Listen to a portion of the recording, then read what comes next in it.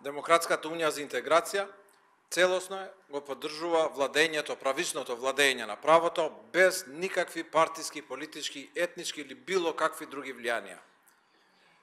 На синоќешната седница, во определеното време, сите пратеници на Демократската унија за интеграција беа присутни на седницата, од председателот Али Ахмети па се до болниот Агим Шакири, за да гласаме за одземањето на имунитетот.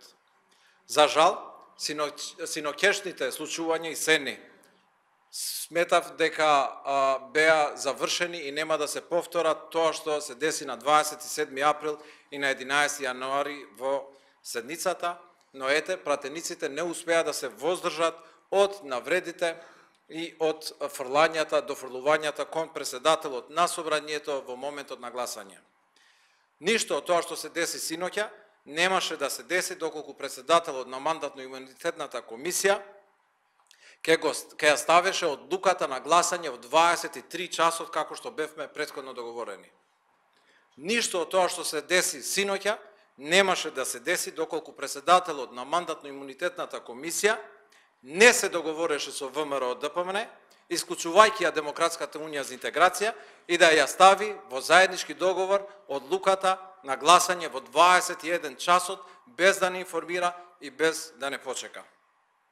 Ништо нема да се деси синоќа, доколку некој од пратениците не станеа и со грди навреди и погрдни зборови и пцовки го попречија актот на гласањето на време. Оваа коалиција го промени името на државата.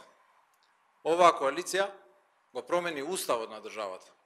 Оваа коалиција постигна јазична рамноправност и го заокружи нормативниот дел на Охридскиот рамковен договор. Јас сум убеден дека заеднички ќе ги направиме реформите за да добиеме датум за членство во Европската унија. Се надевам и убеден сум дека овој момент ќе се надмине и заеднички ќе ги изгласаме двотретинските закони.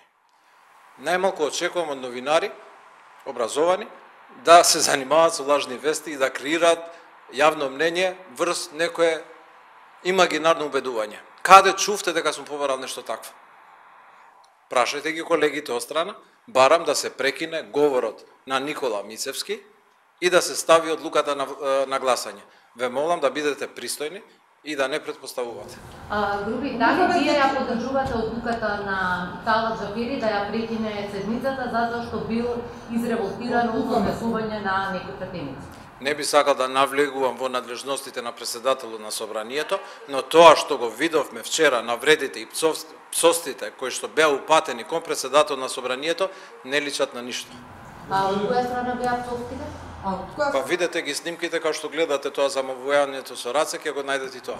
Најавите дека очекувате да ги изгласате законите што ви следат. Дали тоа значи дека не очекувате проблеми нови по коалицијата, не очекувате да се подвлачат со оглед на тоа што денес се разменивте, ајде така да кажеме, тешки зборови како партија? Не си разменивме никакви тешки зборови, јас сметам дека коалицијата функционира најнормално, дека сме во најдобри можни односи, дека завршивме многу работи заеднички и ќе завршиме уште повеќе заеднички. За нас, за Демократската унија за интеграција, работата продолжува и сметаме дека имаме задача пред граѓаните, пред нашите евроамерикански партнери, да испорачаме реформи, посебно двотретинските закони и да добиеме датум за преговори во јуни.